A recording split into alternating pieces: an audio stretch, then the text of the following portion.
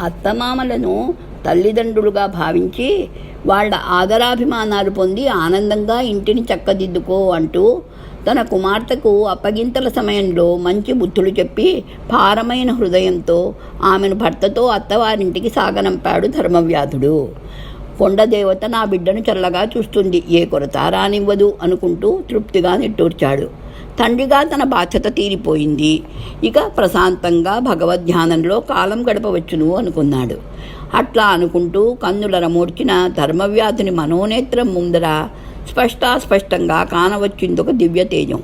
ఆ తేజోప్రభల మధ్య మహావిష్ణువు వరాహమూర్తిగా దర్శనమిచ్చాడు. ఆహా, ఎంతటి విలక్షణంగా ఉందో ఈ రూపం! దుష్ట శిక్షణ శిష్ట రక్షణ కోసం ఆవిర్భవించిన ఆ రూపంలో తనకు దర్శన భాగ్యం కలిగించాడు స్వామి. తన జీవితం ధన్యమైంది అనుకున్నాడు ధర్మవ్యాధుడు భక్తిపూరితంగా నమస్కరిస్తూ. అక్కడ మునిపల్లెలో మతంగముని ఆశ్రమం. నారద మునీంద్ర, మీరిలా ఈ పల్లెకు వేంచేయడం, నా ఇంటిని పావనం చేయడం నా పురాకృత పుణ్య విశేషంగా భావిస్తున్నాను. దయచేయండి దేవర్షి అంటూ సంభ్రమాశ్చర్యాలతో ఎదురు వెళ్ళి సాదరంగా ఇంటిలోకి ఆహ్వానించి అతిథి మర్యాదలు జరిపాడు మతంగముని. ఉచితాసనం మీద ఆసీనుడిని చేసి పాదాలు నిర్మలోదకాలతో కడిగి పాదోదకం కళ్ళకద్దుకుని తీర్థంగా స్వీకరించాడు. పాలు పండ్లు సమర్పించి ప్రక్కగా నిలిచి వింజామరలతో వీచసాగాడు. అతని వైపు ప్రసన్నంగా చూశాడు నారద మహర్షి. భూలోక సంచారం కావిస్తూ ఆ పల్లెలో మునిజనాల యోగక్షేమాలు విచారించి మతంగముని ఆశ్రమం వైపు వచ్చాడు నారద మహర్షి. కర్మభూమి అయిన భూలోకంలో ధర్మం అధర్మం, సత్యం అసత్యం, నీతి అవినీతి ఇలా భిన్న లక్షణాల మధ్య ఘర్షణ సాగుతూనే ఉంటుంది. వీటిలో దుర్గుణాలు ప్రబలమైనప్పుడు జగత్పాలకుడైన మహావిష్ణువు ఏదో ఒక విలక్షణమైన రూపంలో అవతరిస్తుంటాడు. హిరణ్యాక్షుని వధించడానికి వరాహ రూపంలో అవతరించిన స్వామి వెంకటాద్రి మీద కొలువై భూలోకాన్ని పావనం కావించాడు. వారిని దర్శించి వెళుతూ ఈ ప్రాంతం వైపునకు వచ్చాను. ఇక్కడందరూ శాంతి భద్రతతో జీవిస్తూ ఆశ్రమ ధర్మాలు సక్రమంగా పాటిస్తుండటం చూసి నాకు ఆనందం కలిగింది అన్నాడు. అవును మునీంద్ర, వరాహస్వామి దయవల్ల రాక్షసుల బెడద తీరి శాంతి భద్రతలు నెలకొన్నాయి భూలోకంలో. కానీ హిరణ్యాక్షుని సోదరుడు హిరణ్యకశిపుడు ప్రతీకార వాంఛతో తపస్సుకు తరలి వెళ్ళాడట కదా, అతని వల్ల తిరిగి ఏ ముప్పు రానుందోనని ఆందోళన కలుగుతున్నది అన్నాడు మతంగముని. వాళ్ళిద్దరూ అలా మాట్లాడుకుంటుండగానే వచ్చాడు ప్రసన్నుడు భార్యను వెంటబెట్టుకుని. పెద్దలకు ప్రణామాలు అంటూ వినయంగా నమస్కరించిన ఆ జంట వైపు చిరునవ్వుతో చూస్తూ ఆశీర్వదించాడు నారద మహర్షి. తన వైపు ప్రశ్నార్థకంగా చూసిన తండ్రి ఆంతర్యం గ్రహించినట్లు, నా పత్ని అర్జున ధర్మవ్యాధుడనే బోయవాని కుమార్తె, మీ కోడలుగా స్వీకరించి ఆశీర్వదించండి అన్నాడు ప్రసన్నుడు మెల్లని స్వరంతో. స్వతహాగా శాంత స్వభావుడైన మతంగముని ఒక్క క్షణం విచలితుడైనాడు ఆ మాటలతో. ఎంత పని చేశావు కుమారా! వర్ణసంకరం కావించి అధర్మవర్తనుడివైనావు. ఇక్కడకు వచ్చే సాహసం ఎందుకు చేశావు అన్నాడు ఆవేశాన్ని అదుపులో ఉంచుకోవడానికి ప్రయత్నిస్తూ. మమ్మల్ని క్షమించండి, దోషిలా తలవంచుకుని ప్రాధేయపూర్వకంగా అన్నాడు ప్రసన్నుడు. అర్జున కళ్ళలో భయాందోళనలు కదలడాయి. వాళ్ళ ముగ్గురి వైపు ఒక్కసారి చూసి పరిస్థితి అర్థమైన నారద మహర్షి కలుగజేసుకున్నాడు. మతంగముని, ఇందులో నీవు ఆందోళన చెందవలసినదేమీ లేదు. నీ పుత్రుడు సలక్షణమైన కన్యనే వరించి వివాహం చేసుకున్నాడు. ధర్మవ్యాధుడు సామాన్యమైన బోయవాడు కాదు, కారణ జన్ముడు. అతని గురించి నీకు తెలియజెబుతాను, ముందు ఆ నూతన దంపతులను ఆశీర్వదించు అన్నాడు. ఆ మాటలతో కొద్దిగా సమాధానపడి వాళ్లను ఆశీర్వదించి లోపలికి పంపాడు మతంగముని. చిరునవ్వుతో తన వైపు చూస్తున్న నారద మహర్షికి నమస్కరించి, అతని గురించి తెలుసుకోవాలన్న కుతూహలం అంతకంతకు అధికమవుతున్నది.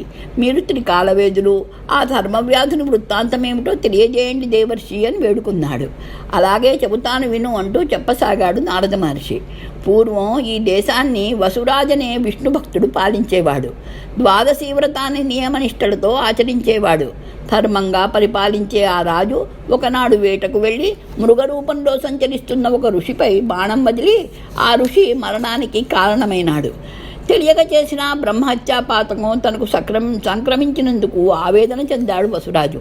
ఆ విచారంతోనే ఒక ద్వాదశి నాడు వ్రతం పూర్తి కాకుండానే మధ్యలో ప్రాణాలు విడిచాడు. అతను చేసిన పుణ్యకార్యాలకు ఫలంగా స్వర్గభోగాలను అనుభవించాడు కొంతకాలం వసురాజు. పాపఫలం కూడా అనుభవించవలసి ఉండటంతో తిరిగి మానవ జన్మే ఎత్తి క్షత్రియుడుగానే జన్మించాడు. ఆ జన్మలో కూడా విష్ణుభక్తితోనే కాలం గడపటంతో పుణ్యఫలం ఎక్కువై పాప పరిహారం జరిగి అతనిని అంతవరకు అంటిపెట్టుకుని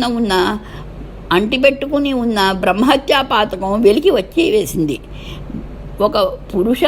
అది ఒక పురుష రూపం దాల్చి వసురాజు ముందర నిలవడంతో ఆ ఆకారం వైపు ఆశ్చర్యంగా చూశాడు వసురాజు.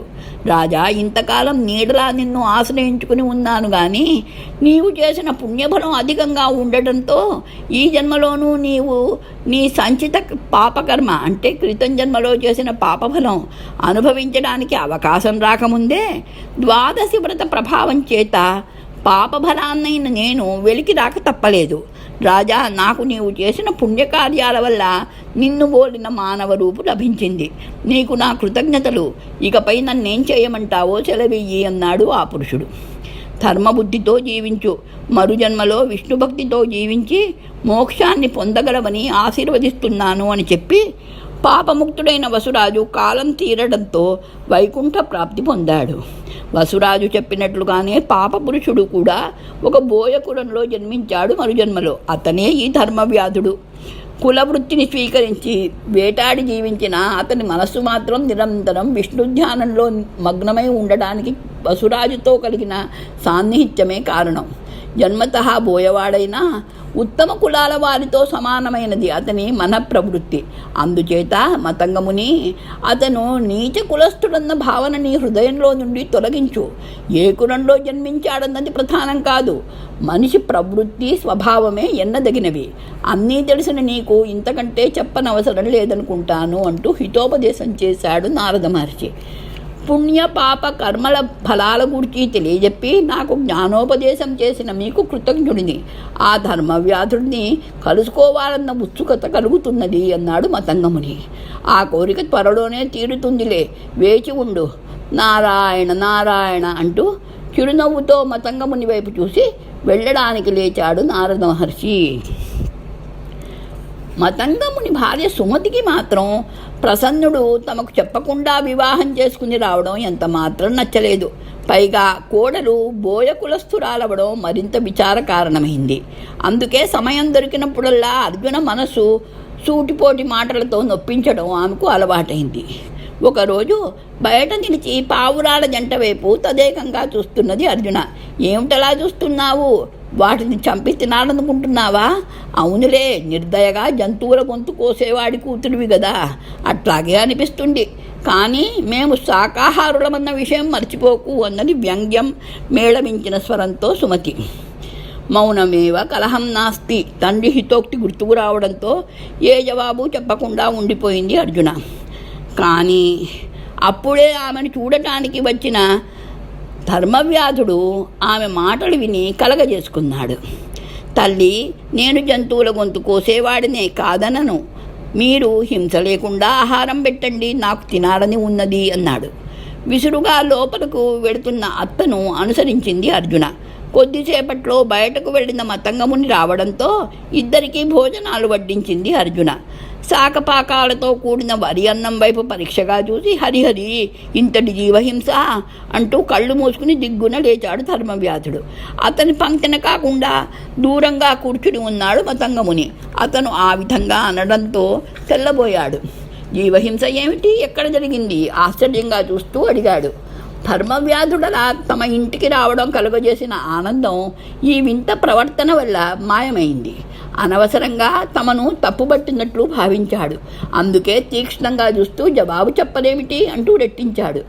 మీరు అన్నీ తెలిసిన మునీశ్వరులు, నా వంటి కిరాతకుడు చెప్పాల్సిన అవసరం ఏముంది? ఎదురుగా కనిపిస్తున్నది కదా అంటూ వెళ్ళబోతున్న ధర్మవ్యాధుడిని ఆగమని సంజ్ఞ చేసి, నీ మాటలు వింతగా ఉన్నాయి, సరిగా చెప్పు అన్నాడు మతంగముని. నేను ఒక్క జీవిని మాత్రమే చంపుతాను రోజు. మీరు అసంఖ్యాకమైన జీవరాశులను చంపి భుజిస్తున్నారు. కాస్త ఆలోచిస్తే మీకే తెలుస్తుంది. ఈ అన్నంలోని ప్రతి గింజలోనూ జీవం ఉంటుంది. అందుకే అవి పునఃసృష్టి చేయగలుగుతున్నాయి. అటువంటి గింజలను వండి ఆహారంగా తినటం కూడా జీవహింసే కదా.